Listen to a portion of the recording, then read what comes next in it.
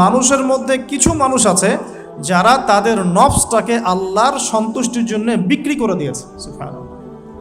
মানে তাদের জীবনের মূল থিমটাই হচ্ছে আল্লাহ পাকে সন্তুষ্টি অর্জন করা। কোনো কিছুকেই তারা আল্লাহ সন্তুষ্টির উপর প্রাধান্য দিবে না। যদি কোটি টাকার অফার আসে হারাম, সে সেটা রিজেক্ট করবে, আল্লাহ নারাজ হবে। একটা সুন্দরী মেয়ে যদি জেনার অফার করে, সে রিজেক্ট করবে, কারণ সে আল্লাহকে ভয় করে। সে আল্লাহ পাকের জমিনের উপরে গায়রুল্লাহ বা কুফফারদের, তাগুতদের কোনো লজ ইমপ্লিমেন্ট করতে পারবে না, কারণ সে আল্লাহকে ভয় করে। সে ইকোনমিক লাইফে হালাল হারামের পরোয়া করে চলবে, কারণ সে আল্লাহকে ভয় করে। সে তার পরিবারে পর্দা এস্টাবলিশ করবে, বিকজ সে আল্লাহকে ভয় করে। মানে আল্লাহ পাকের সন্তুষ্টির জন্য নিজের নফসটাকে, জান মাল সবকিছুকে বিলিয়ে দিয়েছে। এই মানুষগুলো সম্পর্কে আল্লাহ বলছেন ওয়াল্লাহু রাউফুম বিল ইবাদ। এই মানুষগুলোর প্রতি আল্লাহ পাক রাউফ হবেন, কোমল নরম সফট হয়ে যাবে। সুবহানাল্লাহ। কোমল নরম সফট মানে কি? কিয়ামতের মাঠে ডাকা হবে, এই গুনাহগুলো করেছিলে? জি আল্লাহ, আমি এই গুনাহগুলো করেছি। আল্লাহ পাক পর্দা দিয়ে দিবেন। পর্দার পরে বলবেন যে দুনিয়াতে তোমার এই গুনাহগুলো আমি গোপন করে রেখেছিলাম, আজকেও সবগুলো গোপন করে দিলাম, জান্নাতে চলে যাও। আল্লাহু রাউফুম বিল ইবাদ। আল্লাহ পাক তার বান্দার প্রতি রাউফ, কোমল হবে। দুনিয়াতে রাউফ কেমন? যে কোনো বিপদ আপদ বালা মুসিবতে সেই ব্যক্তি হাঁটু গেড়ে আল্লাহর কাছে চাবে, আল্লাহ আমার এই সমস্যা, আল্লাহ আমার এই সমস্যা, আল্লাহ আমার এই সমস্যা। আল্লাহু রাউফুম বিল ইবাদ। আল্লাহ পাক ওই বান্দার প্রতি সফট, কোমল হয়ে যাবে। এগুলোর অনেক প্রমাণ আমি আমার জীবনেও পেয়েছি। এগুলো আমি পাবলিকলি বলতে পারবো না, আর আপনি ব্যাখ্যাও করতে পারবো। আর এমন কিছু বিষয় আছে যেগুলো আসলে মানুষকে বলেও বোঝানো যায় না। বড় বড় স্কলারদের কিতাব এখন যখন পড়ি, তারা বলেন কি বলবো, তোমরা তো বুঝবেই না। মানে এমন একটা লেভেলে মানুষ চলে যায় যে ওই লেভেলের কথা সবাইকে বোঝানো যায় না। কিভাবে বলবো, কিভাবে ব্যাখ্যা করব, কোন আবেগ নিয়ে আসবো, কোন শব্দ নিয়ে আসবো, আমি আপনাকে বোঝাতে পারবো না। এরকম একটা অবস্থান থাকে। একজন সাহাবীর নাম বলি, আলী ইবনে আবি তালেব রাদিয়াল্লাহু আনহু। আপনি তার পুরো জীবনী পড়লে তাকে খুব সফট পাবেন, নিজেকে গোপনকারী পাবেন, খুব বেশি উচ্ছ্বাস প্রকাশকারী পাবলিক ফিগার। হ্যাঁ, এই যে আমরা শো অফ, নিজেকে জাহির করা, আপনি পাবেন না তাকে। এবং তিনি শেষ জীবনে কি বলেছেন জানেন? শেষ জীবনে বলেছেন যে জ্ঞান আমি নবী সাল্লাল্লাহু আলাইহি ওয়াসাল্লামের কাছ থেকে পেয়েছি, সেগুলোকে সুষ্ঠুভাবে বন্টন করার মতো কাউকে পেলাম না জীবনে। মানে একটা লেভেল থাকে মানুষের আল্লাহ পাকের মারিফত লাভের, যে লেভেলে গিয়ে মানুষ সবার সাথে আমভাবে কিছু বলতে পারে না। তা আমি ওই লেভেলে কিছু ফিল করছি, কিছু নির্যাস পাচ্ছি, যে আমি আপনাকে বুঝাতে পারছি না। যাই হোক, আল্লাহ পাক রাউফ মানে এত সফট হবেন, জীবনের যে কোনো পদে আপনি আল্লাহকে ডাকবেন, আল্লাহ আপনার ডাকে তাৎক্ষণিক সাড়া দিবেন ইনশাআল্লাহ, ইনশাআল্লাহু আযজা ওয়া জাল্লা। এখন পাতাগুলো ঘাটলে আমরা প্রথম এইরকম কোন মানুষকে পাই যারা নিজের নফসটাকে আল্লাহর জন্য উৎসর্গ করে দিয়েছেন? এক নাম্বার পাচ্ছি আমরা আমাদের আদি পিতা আদম আলাইহিস সালাম। আজকে ডিটেলস আয়াত বাই আয়াত বলার সময় পাচ্ছি না, তবে আমি সামারি বলছি, আপনারা একটু বাসায় পড়ে নেবেন। আদম আলাইহিস সালামকে আল্লাহ রাব্বুল আলামিন নিজের হাত দিয়ে সৃষ্টি করেছেন। সুবহানাল্লাহ। এখন আল্লাহ পাকের হাত কি, কেমন, কিভাবে ব্যাখ্যা করতে পারবো না, এবং এই ব্যাখ্যা করা আমাদের জন্য জরুরি নয়। আল্লাহ পাক যা বলেছেন বাস, কোনো কিছুর সাথে সাদৃশ্যপূর্ণ নয়, কোনো কিছুর এক্সাম্পল তার সাথে শোভনীয় হবে না। জাস্ট আল্লাহ পাক বলেছেন খলাকতু বিয়াদাই, আমি আদমকে সৃষ্টি করেছি আমার দুই হাত দিয়ে, বাস এই পর্যন্ত ফুল স্টপ। এগুলো হচ্ছে কোরআন সুন্নাহর কিছু মূলনীতি। আল্লাহ পাক বলেছেন আর রহমান আলাল আরশ ইস্তাওয়া, রহমান আরশের উপরে সমুন্নত। কোন হালতে কি অবস্থায় আছেন ব্যাখ্যা করতে পারবো না, দরকার নাই, ফুল স্টপ। আদম আলাইহিস সালামকে সবচেয়ে বড় যে নেয়ামত আল্লাহ পাক দিয়েছেন, সেটা হলো আদম আলাইহিস সালামকে আল্লাহ পাক তার পক্ষ থেকে ইলম শিক্ষা দিয়েছেন। সুবহানাল্লাহ। আল্লাহ পাক প্রথমেই তাকে সৃষ্টি করে ফেরেশতাদেরকে দিয়ে সিজদা করার নাই। আল্লাহ পাক তাকে আগে জ্ঞান শিক্ষা দিয়েছেন। সূরা বাকারা শুরুর দিকে আছে ওয়া আল্লামাল আদামা আসমাআ কুল্লাহা, আমি আদমকে যত রকম জ্ঞান আছে, আসমাআ কুল্লাহা মানে যত রকম নাম এবং জ্ঞান আছে সবই শিখিয়েছি আদম আলাইহিস সালামকে। উম্মাহ আজকে পিছিয়ে পড়েছে আদম আলাইহিস সালাম এই মহামানবের জ্ঞানতাত্ত্বিক সুন্নত না নিয়ে। আজকে আমরা লেকচার শুনতে চাই, ইউটিউব ফেসবুক থেকে দিন শিখতে চাই, আমরা জ্ঞান অর্জন করতে চাই না। আপনি একটা লেকচারে ডাকেন, আপনি 2-3 লাখ লোক পাবেন, বাংলাদেশেই তো হচ্ছে 2, 3, 4, 5 লাখ লোক, কিন্তু আপনি 5 লক্ষ লোককে 6 মাস একটা সিস্টেমেটিক সিলেবাস দিয়ে পড়াশোনা করতে বলেন, দে উইল ডিনাই। শুরু করে দেন, দেখবেন তার মধ্যে 10 জন বাকি আছে, বাকি সবাই রিজেক্ট করেছে। উম্মার সবচেয়ে বড় সমস্যা এখন, ইয়াংদেরকে স্পেশালি বলছি, জ্ঞানতাত্ত্বিক রেভলিউশনের ঘাটতি আছে। আমরা অনেক কিছু করতে চাই, অনেকে দাওয়ার কথা বলেন, জিহাদ ফি সাবিলিল্লাহর কথা বলেন, ইসলাম প্রতিষ্ঠার কথা বলেন, জ্ঞান অর্জন করতে চান না। ইলম অর্জন ছাড়া আপনি কিছুই করতে পারবেন না দিনের জন্য। Absolutely nothing you can do. আপনি কিছুই করতে পারবেন না। আদম আলাইহিস সালামকে শ্রেষ্ঠত্ব দেওয়া হয়েছে জ্ঞানের মানদণ্ডে। আর কোন জ্ঞান? এই মহাবিশ্বের সব জ্ঞান আল্লাহ পাক তাকে শিখিয়েছেন, আসমা কুল্লাহা, সমস্ত জ্ঞান শিখিয়েছেন। সুবহানাল্লাহ। তাহলে আমাদের পিতাকে আল্লাহ পাক সবচেয়ে প্রথম কোন নিয়ামত দিয়েছেন? জ্ঞানের নিয়ামত। এরপরে আল্লাহ পাক বলেছেন ফেরেশতাদেরকে, ওয়াইয কুলনা লিল মালাইকা উসজুদু লিআদম, এবার তোমরা সবাই আদমকে সেজদা করো। এটা কিসের কারণে? ফিজিক্যাল স্ট্রাকচারের কারণে নয়, এটা কিন্তু জ্ঞানের কারণে, জ্ঞানতাত্ত্বিক সম্মানের কারণে। আর এই সেজদা সম্মানের সেজদা ছিল। এরপর আমরা জানি যে আদম আলাইহিস সালামকে জান্নাতে রাখা হয়েছে। সেখানে ওই যে ফেরেশতাদের মধ্যে লুকিয়ে থাকা জিন, যার নাম ইবলিস, সে সেজদা করে নাই। ইবলিস কিন্তু ফেরেশতা ছিল না, এটা ভুল কথা। ইবলিস কানা মিনাল জিন্নি ফাফাসাকা আন আমরি রাব্বিহি, ইবলিস ছিল জিন জাতির একজন যে তার রবের আদেশকে লঙ্ঘন করেছে। ইবলিস ফেরেশতা ছিল না, এটা ভুল কনসেপ্ট। এমন না সে ফেরেশতা ছিল পরে শয়তান হয়ে গেছে, না, সে কখনোই ফেরেশতা ছিল না, সে জিন জাতির একজন ছিল। বিকজ এই পৃথিবীতে মানুষের আগে জিন জাতির অবস্থান ছিল। এর পূর্বে হয়তো আরও কিছু ছিল, আমরা জানি না, আল্লাহ পাক গোপন করে দিয়েছেন, আমরা জানি না। এখন ইবলিস সেজদা করেনি কেন? বিকজ সে বলেছিল খলাকতানি মিন নার ওয়া খলাকতাহু মিন তিন, আমাকে সৃষ্টি করেছেন আপনি আগুন দিয়ে, আদমকে সৃষ্টি করেছেন মাটি দিয়ে, কেন আমি আদমকে সেজদা করব? সে আদমকে সেজদা না করে এটা প্রমাণ করতে চাচ্ছে যে আল্লাহ আপনি ভুল, আমি সঠিক। নাউজুবিল্লাহ। এটাকে বলা হয় বাতিল কিয়াস, বাতিল কিয়াস, ভুল কিয়াস। এবং শুধু তাই নয়, আল্লাহ রাব্বুল আলামিন তাকে ওয়ার্ন করার পরেও সে কিন্তু ইউটার্ন করে তওবা করে ফিরে আসে নাই। সে তার মতের উপর অটল ছিল। পক্ষান্তরে আমাদের পিতামাতা যখন ফল খেয়ে ফেলেছেন জান্নাতে, যখন পোশাক খুলে গেছে, জান্নাতের পোশাক খুলে গেছে, ফল খাওয়ার পর প্রথম যে ঘটনা ঘটেছে, গায়ের পোশাকটা খুলে গেছে। দেখেন, সর্বপ্রথম আমাদের পিতামাতাকে জান্নাতে ফেরেশতাদের সামনে ইবলিস নগ্ন করে দিয়েছে। এটা ছিল আমাদের প্রতি ইবলিসের সবচেয়ে বড় আঘাত। শুরুতে, প্রথম আঘাত, শুরুতে শিরক করাতে পারে নাই, বেদাত করাতে পারে নাই, হারাম খাওয়াতে পারে নাই ইত্যাদি। শুরুতে আমাদের পিতামাতাকে সে অবাধ্যতায় লিপ্ত করে গা থেকে জান্নাতের পোশাকটা খুলে ফেলে দিয়েছে। এখান থেকে আমাদেরকে বুঝতে হবে আজকের এই গ্লোবাল সোসাইটিতে আমরা যে নগ্নতার এই ভয়াল থাবা এবং প্রদর্শনী দেখছি, এটা ওই আসমানের ওই যে ইবলিসের যে চক্রান্ত, তার এই জমিনে বাস্তবায়ন হচ্ছে। বুঝাতে পারিনি মনে হয়, আল্লাহ মাফ করুন। ইবলিস আমাদের পিতামাতার গা থেকে কাপড় খুলে ফেলে দিয়েছিল। সূরা আরাফে আল্লাহ পাক এটা বলেছেন, ইয়ানজিউ আনহুমা লিবাসাহুমা লিয়ুরিয়াহুমা মিন সাওআতিহিমা। হে বনু আদম, তোমরা সতর্ক থেকো, তোমাদের পিতামাতার গা থেকে কিন্তু ইবলিস কাপড় খুলে ফেলেছিল, তোমরা পৃথিবীতে গিয়ে আবার সেই কাজ করো না। তাহলে এখন আমরা একটু বুঝতে চেষ্টা করি, ইন্টেলেকচুয়াল অডিয়েন্স সবাই আমরা, আমাদের ক্রিটিক্যাল থিঙ্কার্স দরকার। তাহলে এখন যে সোসাইটির মধ্যে নগ্নতার, বেহায়াপনার সয়লাভ চলছে, every single city and country, including Dhaka, the city of Akhiruzzaman, সেটাও তো দেখেন কোথায় আপনি মানে শালীনতা পাচ্ছেন। ইসলামিক কান্ট্রি হিসেবে আলহামদুলিল্লাহ এখানে অনেক কিছু পান। ওয়ার্ল্ডের অন্যদিকে তাকিয়ে দেখুন, তার মানে ইবলিসের ওই এজেন্টটা এখন পৃথিবীতে কিছু মানুষ বাস্তবায়ন করছে। তাদের সাথে ইবলিসের একটা যোগসূত্র আছে আদর্শিক।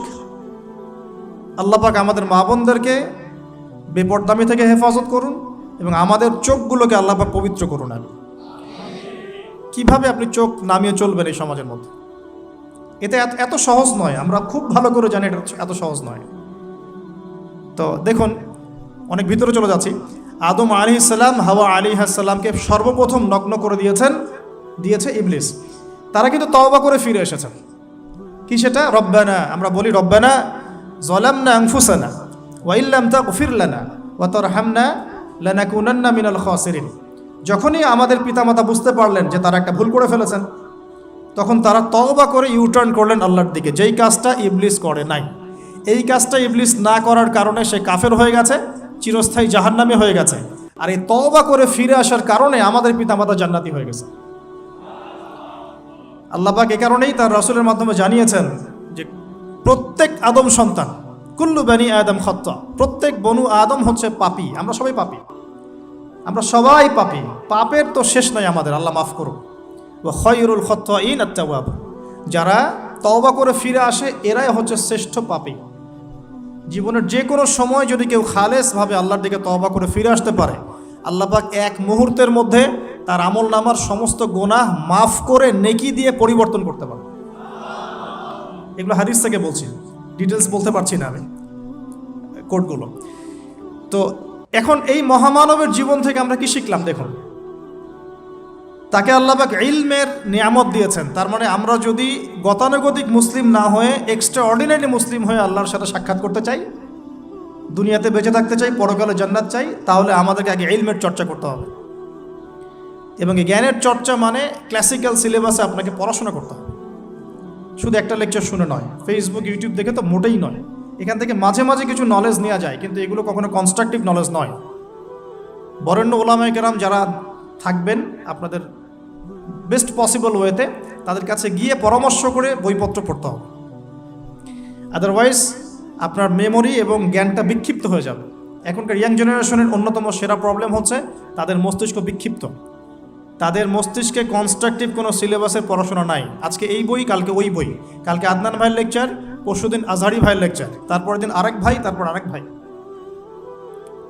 আবার সমাজে তো এক একজন এক এক কথাও বলছে, তখন তার মাথাটা পুরো পাজলড, হ্যাঁ, ম্যাসাকার্ড। এই মাসালা এটা বলছেন, ওই মাসালা ওইটা, তার ওইটা কী হবে, ওইটা কী হবে।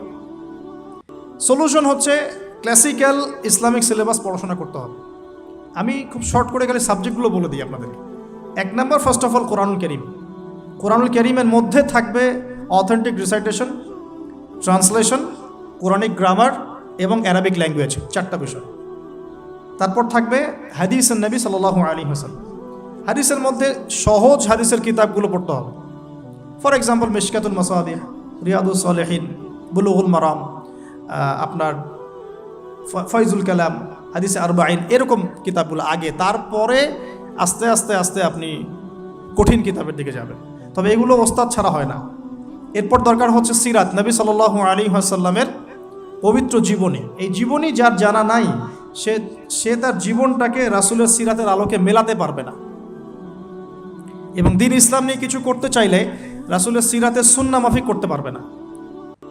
এরপর দরকার ইকোনমিক্সের জ্ঞান, ইসলামিক ইকোনমিক্স অবশ্যই। তারপরে দরকার হচ্ছে ইসলামিক ইতিহাসের জ্ঞান, ফিকহের জ্ঞান, আকীদার জ্ঞান, উসুলের জ্ঞান। এভাবে একটা কনস্ট্রাকটিভ সিলেবাস দাঁড়ায়। তারপরে গিয়ে একজন মানুষের জ্ঞানটা পাকাপোক্ত হবে। সময় লাগুক না, 10 বছর, 15 বছর, 20 বছর। আমরা দোয়া করি আল্লাহর কাছে, আল্লাহ পাক আগামী পুরো 20 বছর আমাদেরকে পড়াশোনা করার তৌফিক দান করুন। পড়তে থাকবো। আমাদের বেশি কথা বলার দরকার নেই, পড়তে থাকবো, জানতে থাকবো। এখন তাহলে আমরা আজকে প্রথম একটা লেসন পেলাম, গতানুগতিক মুসলিম না হয়ে এক্সট্রা অর্ডিনারি মুসলিম হতে হলে প্রথমে এই মহামানবের জ্ঞানতাত্ত্বিক শিক্ষা নিতে হবে, ইলমের মেহনত হবে ইনশাআল্লাহ তাআলা। আল্লাহ পাক আমাদের সবাইকে জ্ঞানের মেহনত করার তৌফিক দান করুন এবং আমাদের পরিবারে জ্ঞান প্রতিষ্ঠার তৌফিক দান করুন, আমাদের বাচ্চাদের মধ্যে সেই জ্ঞান প্রবেশ করানোর তৌফিক দান করুন। আর প্রয়োজন হচ্ছে তাওবাহ, আত-তাওবাহ। আদম আলাইহিস সালাম ভুল করেছেন, আমরাও ভুল করি, কিন্তু শয়তানের পাল্লায় পড়ে ভুল করলেই তার তাবেদারি করতে হবে না, বরং যখনই আমাদের স্মরণ হবে আমরা ইউটার্ন করব আল্লাহর দিকে তওবা করে। দ্বিতীয় মেসেজ হচ্ছে বেশি বেশি তওবা ইস্তেগফার করব। দিনে কমপক্ষে 100 বার পড়তে পারি আস্তাগফিরুল্লাহাল্লাযী লা ইলাহা ইল্লা হুয়াল হাইয়ুল কাইয়্যুম ওয়া আতুবু ইলাইহি, অথবা এতটুকু অ্যাটলিস্ট আস্তাগফিরুল্লাহ ওয়া আতুবু ইলাইহি, আস্তাগফিরুল্লাহ ওয়া আতুবু ইলাইহি, ব্যাস এতটুকু। নবী সাল্লাল্লাহু আলাইহি ওয়াসাল্লাম দিনে 100 বার তওবা করতেন, কোনো হাদিস এসেছে 70 বার তওবা করতেন। এরপর একটু সামনে যাই, কোরআনের পাতা উল্টালে দেখবো আরেকজন নবীর নাম আসে, আরেকজন মহামানবের নাম, তার নাম হচ্ছে নূহ আলাইহিস সালাম। এই মানুষগুলো যাদের কথা বলছি তারা কিন্তু কেউ গতানুগতিক মুসলিম ছিলেন না, ছিলেন তারা এক্সট্রা অর্ডিনারি মুসলিম ছিলেন। আমি তাদের থেকে নলেজ নিচ্ছি। এবার আসি কোরআনের পাতা একটু সামনে গেলে দেখবো আরেকজন নবীর নাম চলে আসে, নূহ আলাইহিস সালাম। নাম শুনেছেন? সামারি 950 বছর দিনের দাওয়াত দিয়েছেন। সুবহান।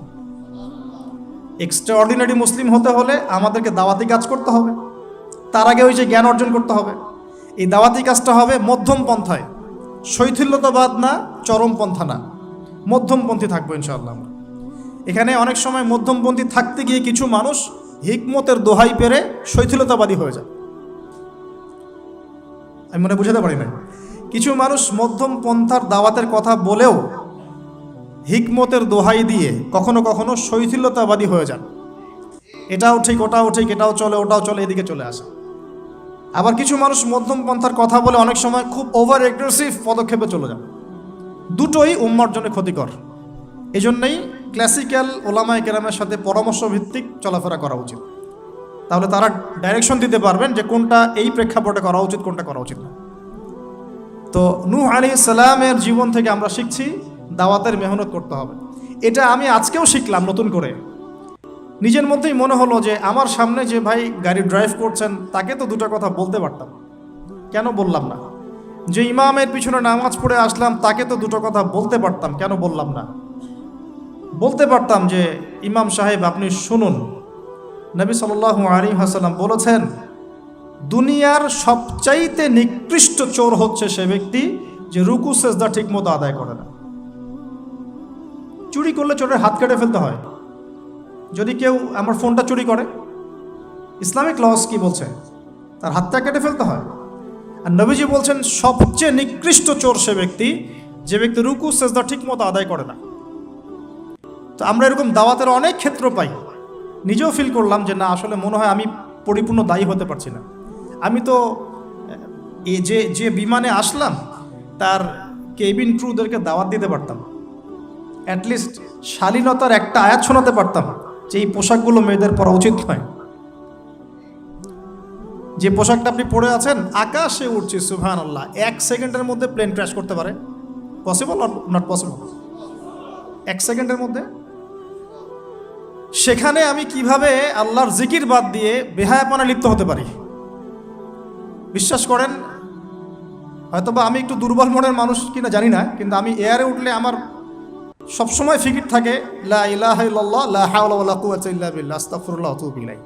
মানে আমি মনে হয় যে আল্লাহ পাক ধরে রেখেছেন আমাকে, এটা ফিল করে আল্লাহ ধরে রেখেছেন বলে যেতে পারছি। ওখানে আমরা কিভাবে নগ্নতা প্রদর্শনী করতে পারি, কিভাবে করতে পারি? তো দাওয়াতের অনেক ক্ষেত্র সামনে আসে। আপনার সন্তানকে, আপনার স্ত্রীকে, আপনার প্রতিবেশীকে, ড্রাইভারকে, সবজিওয়ালাকে আমরা দাওয়াত দিতে পারি। বাট আমি মনে হচ্ছে যে আমি আসলে কথাটা বলছি বড় গলায়, আমি এখনো নিজেও এটা হতে পারি নাই। আল্লাহ পাক আমাদেরকে হওয়ার তৌফিক দান করুন। নূহ আলাইহিস সালাম 9.5 কওমকে প্রতিদিন প্রতি রাত দাওয়াত দিয়েছে। সুবহানাল্লাহ, প্রতিদিন প্রতি রাত। আজকে এসেছি, হয়তো 2-3 মাস পরে আপনাদের এখানে আবার আসতে পারি। প্রতিদিন প্রতি রাত কিন্তু আমি দাওয়াতি কাজ করতে পারছি না, আমরা কেউই করছি না। নূহ আলাইহিস সালাম বলছেন আমি বিনা আজর, কোনো আজর ছাড়াই, কোনো স্বার্থ ছাড়াই আল্লাহ আমি আমার কওমকে দিন রাত দাওয়াত দিয়েছি। ওয়ালাম ইয়াজিদহুম দুআই ইল্লা ফিরারা। যখনই দাওয়াত দিয়েছি আমার দাওয়াত শুনে তারা খালি পৃষ্ঠ প্রদর্শন করেছে। কেউ মাথা ঢেকে ফেলেছে, কেউ মুখ কান বন্ধ করেছে, হ্যাঁ, কেউ আমাকে পাগল বলেছে, মজনুন বলেছে। এমনকি তিনি যখন নৌকা বানাচ্ছেন আল্লাহ পাকের আদেশে, মানুষ পাশ দিয়ে হেঁটে যায় আর টিটকারি করে, কবে মরুভূমিতে নৌকা চলবে নূহ? তোমার এই নৌকা মরুভূমিতে চলবে কবে? মানুষ টিটকারি মারে। তো এখনও দেখবেন স্ক্যাটোলজিক্যাল কথা বললে, আখিরুজ্জামানে কথা বলে অনেকেই মজা নেয়। কবে আসবে ক্যাশলেস সোসাইটি? বললাম তো চলে আসছে। কবে আসবে মালহামা? বলছি চলে আসবে। কবে আসবে বড় বড় ভূমিকম্প? আসছে, সবর করেন।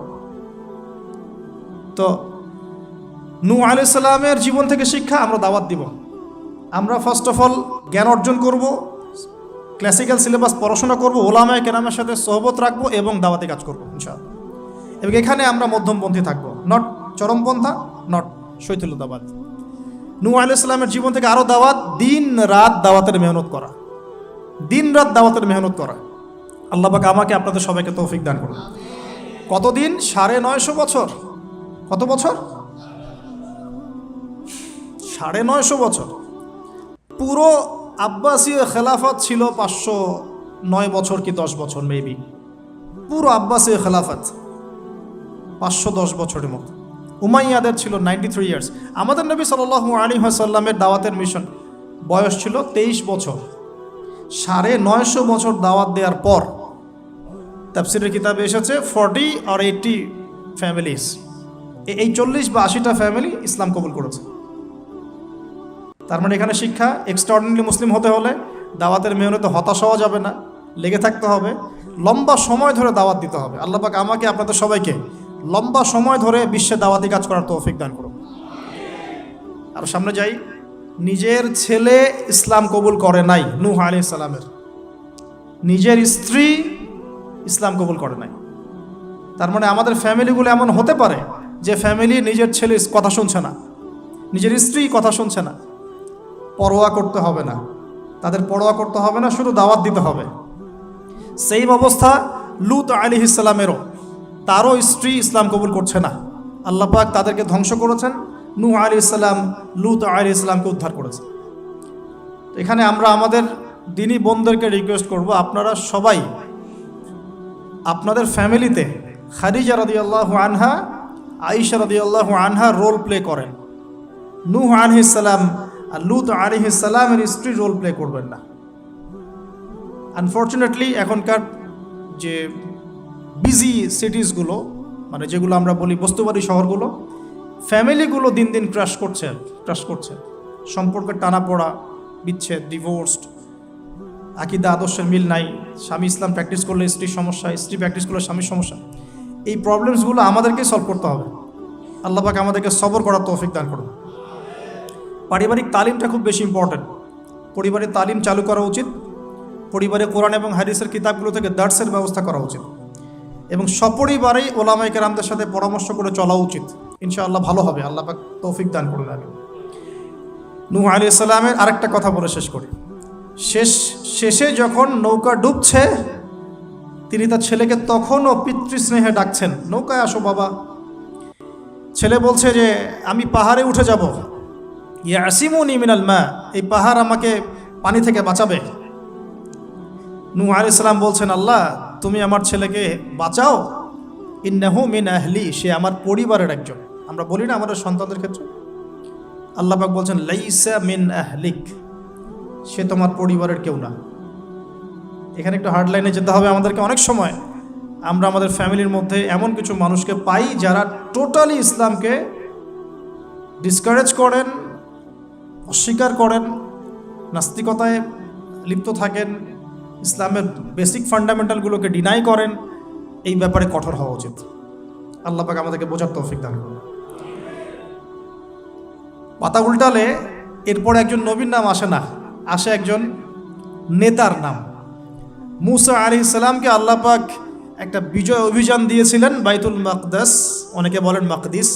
এই জায়গায় বিজয় অভিযানে পাঠানো হচ্ছে মুসা আলাইহিস সালামকে, কিন্তু তিনি তার কওমের জন্য একজন নেতা নির্বাচন করছেন। তার কওম বলছে আমাদেরকে একজন নেতা দিন যার আন্ডারে থেকে আমরা আমালেকা সম্প্রদায়ের বিরুদ্ধে যুদ্ধ করব। এখন মুসা আলাইহিস সালাম বলছেন আল্লাহ পাক যদি কোনো নেতা দেন, তোমরা যদি আবার পালানো শুরু করো। কারণ বনু ইসরাইল সম্পর্কে তার খুব মারাত্মক কিছু অভিজ্ঞতা আছে। ফেরাউনের কবল থেকে মুক্তি পাওয়ার পরে বাছুর পূজা শুরু করেছে। তোমরা তো এই আদেশ আসলে পিছনে পালানো শুরু করবা। তারা বলল না, আমরা পালাবো না, আমরা অবশ্যই সামনে অগ্রসর হব। কেন পালাবো? আমাদের জান মাল দিয়ে আমরা প্রয়োজনে ফাইট করব এবং আমরা আমাদের স্ত্রী সন্তানদেরকে রক্ষা করব। আমাদের বাড়িঘর তারা লুটপাট করছে, আমরা ওদেরকে প্রতিহত করব। অনেক কথা বলেছে, সূরা বাকারাতেই পাবেন আপনি ইনশাআল্লাহ। তো আল্লাহ রাব্বুল আলামিন একজন ব্যক্তিকে সেখানে নেতৃত্ব দিলেন, তার নাম তালুত। কি নাম ভাইয়া? তালুত। এবং তালুতের আন্ডারে যুদ্ধ করছেন একজন ছোট বলছি কারণ তখন তার বয়স 12 থেকে 14 বছর। তিনি পরবর্তীতে নবী হয়েছেন, তার নাম দাউদ আলাইহিস সালাম। তো এই তালুত সম্পর্কে কি নসিহত, কেন এক্সট্রাঅর্ডিনারি মুসলিম হওয়ার সাথে কি সম্পর্ক? কোরআনের পাতা উল্টালে তালুত সম্পর্কে দুটো কথা পাওয়া যায়। বনু ইসরাইল বলছেন যে তালুত নেতৃত্বের যোগ্য নয়, তার তো সম্পদ নাই, তার তো খ্যাতি নাই। আমরা তো এটাই বলি, নেতৃত্ব কখন আসে? খ্যাতি আছে আপনার, আপনি নেতা হওয়ার যোগ্য, সম্পদ আছে, আপনি নেতা হওয়ার যোগ্য। আমাদের থটসটা এরকম, এটা বনু ইসরাইলের ইহুদিদের থটস, ঠিক আছে? কিন্তু আল্লাহ পাক বলছেন, সূরা বাকারাতে আছে যে আল্লাহ রাব্বুল আলামিন তাকে দিয়েছেন বাসতাতাউ ফিল জিসমি ওয়াল ইলম। তালুতকে আমি নেতৃত্ব দিয়েছি কারণ তালুতকে আমি আল্লাহ দুটো নেয়ামত দিয়েছি। এক হচ্ছে শারীরিক ফিজিক্যাল শক্তি এবং সুস্থতা এবং জ্ঞানের প্রজ্ঞার পারদর্শিতা। তাহলে নেতৃত্বের দুটো গুণ পেলাম, প্রজ্ঞা, জ্ঞান এবং শারীরিক সুস্থতা, শক্তি। এক্সট্রাঅর্ডিনারি মুসলিম হতে হলে আমাদের সবাইকে সুস্থ থাকতে হবে, ফিজিক্যালি স্ট্রং থাকতে হবে। এটার জন্য এখনকার লাইফস্টাইল ত্যাগ করতে হবে। You have to change your food habits and lifestyle. এখন এটা নিয়ে আমিও বেশি কথা বলছি কারণ আমি নিজেও ট্রাই করছি। বিশ্বাস করেন, আপনাদেরকে আমি ফখর করে বলছি না। এক একটা স্টেডিয়াম আমরা যখন ছোট 20 বছর বয়স, 20 থেকে 25 10 রাউন্ড আমাদেরকে আগে দিতে হতো, 10 রাউন্ড। এখন 3, হাইয়েস্ট 4। তাহলে ওই তালুতের ওই স্ট্রেংথ কিন্তু আমার কাছে এখন নাই। তার মানে আমার কাছে এখন নেতৃত্বের যোগ্যতাই নাই। তাহলে আমাদের এমপি মন্ত্রীদের কি হবে? বাংলাদেশের কথা বলছে, তাহলে কি হবে? কেউ হুইল চেয়ারে, কেউ জ্বর হলে সিঙ্গাপুরে, কেউ ওইখানে অপারেশন, কেউ ওইখানে। ফিজিক্যালি ফিট কয়জন আছেন? আমি কিন্তু তাদের সাথে খুব মজা করে কথা বলি, তাদের সাথে আমার খুব ভালো সম্পর্ক। ভালো সম্পর্ক মানে ফ্রেন্ডলি সম্পর্ক, মানে নাসিহত করি, নাসিহত। এক ভাই বলছিলেন, ওনাদের একজন বড় কর্মকর্তা, দোয়া করেন আমার জন্য একটু খাস করে সেজদায়, যে ঠিক আছে আমি আপনার জন্য দোয়া করব, আল্লাহ পাক আপনাকে তাগুতের বিধান থেকে বের করে নিয়ে আসুন। ঠিক আছে? তো যাই হোক, আল্লাহ তাদেরকে হেদায়েত করুন, দোয়া করি আমরা, আল্লাহ হেদায়েত করুন। এখন আমাদেরকে এক্সট্রাঅর্ডিনারি মুসলিম হতে হলে অবশ্যই ফিজিক্যালি ফিট থাকতে হবে। তালুতকে আল্লাহ পাক ফিটনেস দিয়েছেন, আর ফিটনেস কীভাবে আমরা রক্ষা করব আমরা বুঝবো। এটা খাওয়ার দাওয়ার, ঘুমানো, স্পেশালি ঘুমানো, ঘুম থেকে ওঠা, ফজরের পরের জগিং, প্রয়োজনে জিম এবং ফুড হ্যাবিট চেঞ্জ করা। রাসূল সাল্লাল্লাহু আলাইহি ওয়াসাল্লামের প্রফেটিক লাইফস্টাইল ফলো করলে ইনশাআল্লাহ আমরা সুস্থ থাকবো। আল্লাহ পাক আমাদের সবাইকে, আমি সহ আপনাদের সবাইকে আল্লাহ পাক সুস্থতার নিয়ামত দান করুন এবং আল্লাহ পাক আমাদের সবাইকে দীর্ঘ নেক হায়াত দারাজ করুন। এই হায়াতকে আল্লাহর দ্বীনের জন্য ব্যয় করার তৌফিক দান করুন। আরেকটা হচ্ছে ইলম, আবারও জ্ঞানের কথা আসলো। তালুতকে আমি জ্ঞান দিয়েছি। ইউতাল হিকমা, আল্লাহ পাক বলছেন যে ওয়ামা ইউতাল হিকমাতা ফাকাদ উতিয়া খায়রান কাসীরা, যাকে প্রজ্ঞা দেয়া হয়েছে তাকে প্রচুর প্রচুর প্রচুর কল্যাণ দেওয়া হয়েছে। সুবহানাল্লাহ। পাতা উল্টাই সামনে যাই, এক্সট্রাঅর্ডিনারি মুসলিম ছিলেন আরেকজন, তার নাম হচ্ছেন দাউদ আলাইহিস সালাম, যিনি তালুতের বাহিনীতে যুদ্ধ করছেন। আমালেকা সম্প্রদায়ের মধ্যে অনেক বিশাল দেহি কিছু মানুষ ছিলেন, তার মধ্যে একজনের নাম জালুত। ওই জালুত নাকি একাই 100 জনের সাথে লড়াই করতে পারত। তো তালুত যখন নদী পার হচ্ছে তখন বলেছিল যে কেউ পানি খাবে না, শুধুমাত্র 1 ঢোক পানি খেতে পারবে। যে ব্যক্তি পানি খাবে ফালাইসা মিন্নি, সে আমার কিন্তু অন্তর্ভুক্ত হতে পারবে না। তাফসিরে আসছে মাত্র 313 জন সৈন্য পানি না খেয়ে থাকতে পেরেছে। ওই যে বদরে 313 জন, ঠিক তালুতের যুদ্ধেও 313 জন। এটা অনেকে জানেন না, বদর যুদ্ধ হয়েছে 313 জন সাহাবী, তালুতের সাথেও ছিল মাত্র 313 জন। আর এদিকে আমালেকা সম্প্রদায়ের বিশাল বাহিনী। এখন আমালেকা সম্প্রদায়ের মধ্যে এক যোদ্ধা আছে, তার নাম জালুত, যে একাই 100 জনের সাথে লড়াই করতে পারে। আল্লাহ রাব্বুল আলামিন তার সাথে মোবারাজার জন্য দাউদ আলাইহিস সালামকে আদেশ করছে। দাউদ আলাইহিস সালামের বয়স তখন 14 বছর।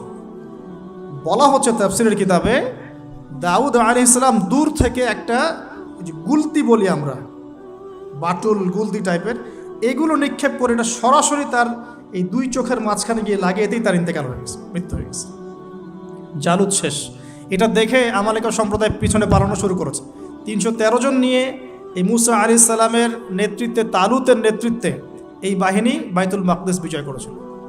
এই বাইতুল মাকদিসের হিস্ট্রি অনেক অনেক প্রাচীন। এরা তো এখানকার নতুন আবর্জনা, এরা এখানকার নতুন নব্য আবর্জনা, কারণ এর হিস্ট্রি অনেক লম্বা, অনেক লম্বা। এর হিস্ট্রি এত লম্বা যেটা নিয়ে একটা কিতাবই লেখা যায়, যে জেরুজালেমের হিস্ট্রি, এই ইতিহাস পড়ে দেখেন। তো যাই হোক, এখন দাউদ আলাইহিস সালাম থেকে আমাদের কি শিক্ষা আছে একটু দেখি। এক্সট্রাঅর্ডিনারি মুসলিম হতে হলে কি করতে হবে? দাউদ আলাইহিস সালাম সম্পর্কে আল্লাহ রব্বুল আলামিন দুটো কথা বলেছেন। এক, আল্লাহ রব্বুল আলামিনের কাছে দাউদ আলাইহিস সালামের নামাজ অনেক অনেক বেশি পছন্দের ছিল, এবং আল্লাহ রব্বুল আলামিন দাউদ আলাইহিস সালামের রোজাটা অনেক বেশি পছন্দ করতেন। আমরা কি জানি তিনি কেমন করে রোজা রাখতেন? একদিন রোজা রাখতেন, পরের দিন রাখতেন না, তারপরে আবার রাখতেন, তারপর রাখতেন না, তারপর আবার রাখতেন, তারপর রাখতেন না। এইভাবে তিনি সারা বছর রোজা রাখতেন। সুবহানাল্লাহ। এবং রাতের বেলা এত চমৎকার করে জাবুর তেলাওয়াত করতেন আর নামাজে দাঁড়িয়ে থাকতেন, তার এই জাবুরের তেলাওয়াত শুনতে পাখি, অনেক তাফসিরে আসছে পাখি, মাছ, অন্য অন্য প্রাণী, তারা এসে চুপ করে বসে তার তেলাওয়াত শুনত। এগুলো কোনো গাল গল্প নয়। বিশ্বাস করেন আল্লাহ পাকের এই পৃথিবীতে যত মাখলুক আছে সবাই আল্লাহর ইবাদত করে, সবাই। আল্লাহ পাক তো আমার নামাজের মুখাপেক্ষী নন। আসমান নামাজ পড়ছে, জমিন নামাজ পড়ছে, চন্দ্র সূর্য নামাজ পড়ছে, পাহাড় পর্বত নামাজ পড়ছে। একজন সুফি পীর সাহেবের সাথে সাক্ষাৎ হয়েছিল, তিনি বলেছেন যে আমাদের বডির মধ্যে যে কীটপতঙ্গগুলো থাকে সেগুলো তাসবিহ পাঠ করে। তো আল্লাহ পাক তো আমার নামাজের মুখাপেক্ষী নন। তো এখান থেকে এক্সট্রা অর্ডিনারি মুসলিম হতে হলে, আহসান হতে হলে আমাদেরকে নামাজ ঠিক করতে হবে। আল্লাহ পাক আমাদের সবাইকে দাউদ আলাইহিস সালামের মতো সুন্দর করে নামাজ পড়ার তৌফিক দান করুন। আর দাউদ আলাইহিস সালামের এই সুন্নতের উপর আমল কে করেছেন সবচেয়ে বেশি? আমাদের নবী মুহাম্মদ সাল্লাল্লাহু আলাইহি ওয়াসাল্লাম। অ্যাটলিস্ট আমরা তার উম্মত, তার মতো করে নামাজটা তো পড়তে শিখব। বিশ্বাস করেন এখন ম্যাক্সিমাম মসজিদ, আমি এখানকার অবস্থা জানি না, আমি আমার লোকালিটির কথা বলছি, ম্যাক্সিমাম মসজিদ বাইতুল্লাহ থেকে এখন বাইতুল নাস হয়ে গেছে। বুঝতে পারেননি? বাইতুল্লাহ মানে আল্লাহর ঘর, যেখানে আল্লাহর বিধান চলবে, আল্লাহর মতো, আল্লাহ যেভাবে সন্তুষ্ট হন সেই নামাজ চলবে। এখন চলছে বাইতুল নাস, মানুষের সন্তুষ্টির নামাজ, মানুষের সন্তুষ্টির নামাজ। মসজিদ কমিটির, অনেক মসজিদ কমিটির সভাপতি সব সুদখোর, ঘুষখোর, দুর্নীতিবাজ ভর্তি। ইমাম সাহেব কিছু বলতেও পারে না, বেচারা কি বলবে, বললেই তো চাকরি শেষ। একদিন এক ইমাম সাহেবের সাথে গল্প হচ্ছিল, তিনি বলছেন যে আমি ভাই প্রথম দিন খুতবা দিয়েছি সুদের উপরে, প্রথম দিন খুতবা দিয়েছি সুদের উপরে, তারপরে আমাকে সুন্দর করে রিমান্ডে নিয়ে নিল আর কি কমিটি, তারপরে তওবার উপরে আমি আলোচনা করেছি, তওবার উপরে আলোচনা। এগুলো কিন্তু বাস্তবতা। বাইতুল নাস হয়ে গেছে মসজিদগুলো এখন।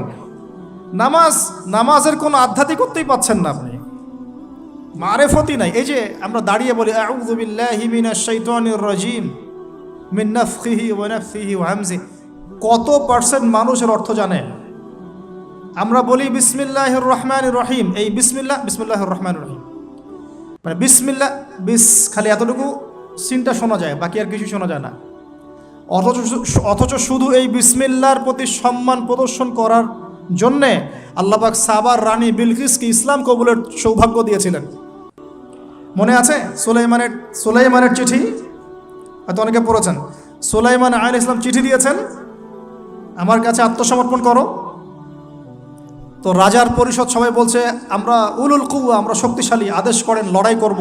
বিলকিস বলছে না, ইন্নাহু মিন সুলাইমান, এটা সুলাইমানের পক্ষ থেকে আসছে। ওয়া ইন্নাহু বিসমিল্লাহির রহমানির রহিম, এখানে আছে পরম করুণাময় অসীম দয়ালু আল্লাহর নামে শুরু করছে। এই বিসমিল্লাহর প্রতি সম্মান প্রদর্শনের ওসিলায় আল্লাহ রাব্বুল আলামিন এই সাবার রানী বিলকিসকে এই ইসলাম কবুলের সৌভাগ্য দিয়ে দিয়েছেন। বিসমিল্লাহ ঠিক নাই তেলাওয়াতে, কোরআন তেলাওয়াত ঠিক নাই নামাজের মধ্যে, এক একটা হরফের উচ্চারণ কোথায় কি হচ্ছে কি বুঝতেই পারছি না আমরা। আলহামদুলিল্লাহ রাব্বিল আলামিন কি পড়লো আল্লাহই ভালো জানে। এটা কি মন্ত্র নাকি? আলহামদুলিল্লাহি রব্বিল আলামিন, একটা অনুভূতি আছে, একটা অর্থ আছে। সমস্ত প্রশংসা এই জগৎ সমূহের রব আল্লাহর জন্যে। আর রহমানুর রহিম, যিনি পরম করুণাময় অসীম দয়ালু, একটা ফিলিংস আছে। মালিক ইয়াউমিদ্দিন, যিনি বিচার দিনের মালিক। ইয়াকা না'বুদু, আমরা শুধু তোমার ইবাদত করি। ওয়া ইয়াকা নাস্তাঈন, শুধু তোমার কাছেই সাহায্য চাই।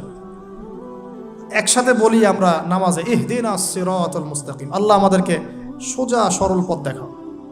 কোথায় ফিলিংস?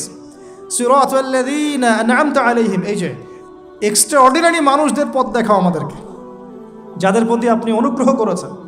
গায়রিল মাগদুবি আলাইহিম, ওই মাগদুবদের পথ চাই না আল্লাহ। এখন দেখুন, এই যে সূরা ফাতিহা, অর্থ বুঝলাম না, একটা সূরা পড়ে গেলাম, কুল হুয়াল্লাহু আহাদ। কি কুল হুয়াল্লাহু আহাদ মানে কি? এটা উচ্চারণই বা কেমন করে করতে হয়?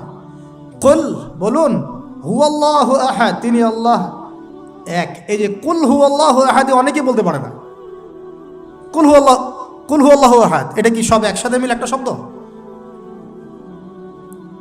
এখানে প্রস্রাব করিবেন না, কমা, নাকি করিলে জরিমানা হইবে, তো কমাটা চেঞ্জ করে দেন।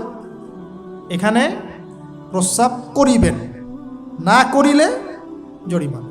তাহলে আমরা তো কোরআনকে এরকম বানিয়ে ফেলছি এখন। কুল আল্লাহু আহাদ মানে কি? আমি এগুলো নিয়ে বললে অনেক সময় চলে যাবে। আপনার কি হাতে সময় আছে? আচ্ছা, তো দেখেন, আমি নামাজ নাই ভাই, মসজিদে অ্যাপ্রোপ্রিয়েট নামাজ নাই।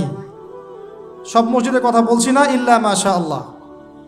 অনেক মসজিদ এখন বাইতুন নাস হয়ে গেছে, মানুষের বাইত, আল্লাহর ঘর নাই, সূরা ঠিক নাই।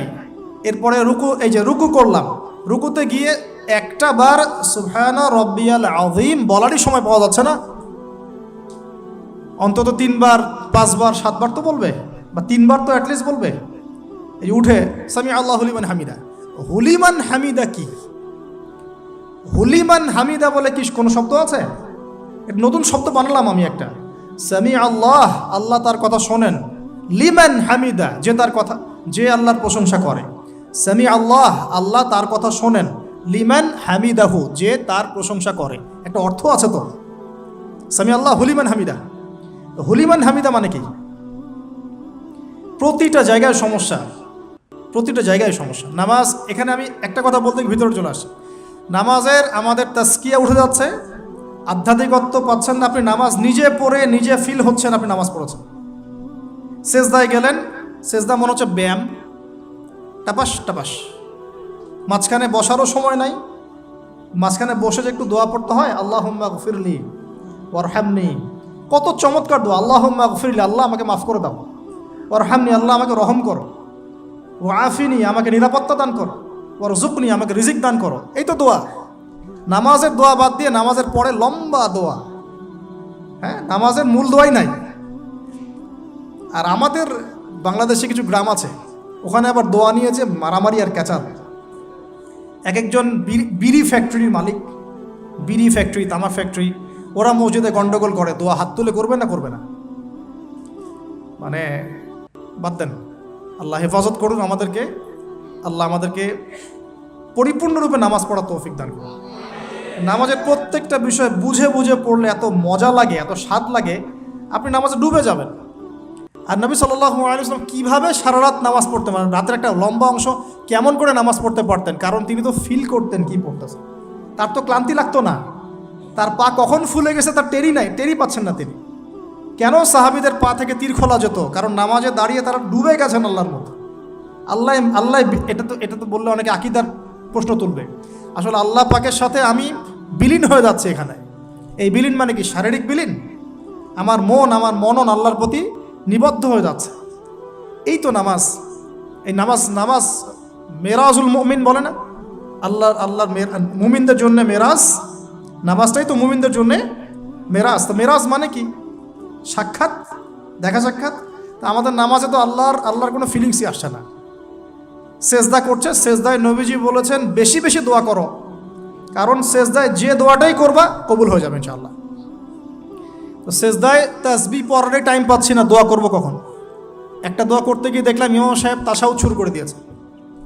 আর আমি তাশাহুদ ধরতে গিয়ে দেখলাম তাশাহুদ শেষ করতে করতে সালাম শেষ, আমার দরুদ শরীফ বাকি আছে। তো ওই জন্য বিশ্বাস করেন আমি নামাজটা আবার দৌড়ায় পড়ে আসছি, মাগরিবের নামাজ।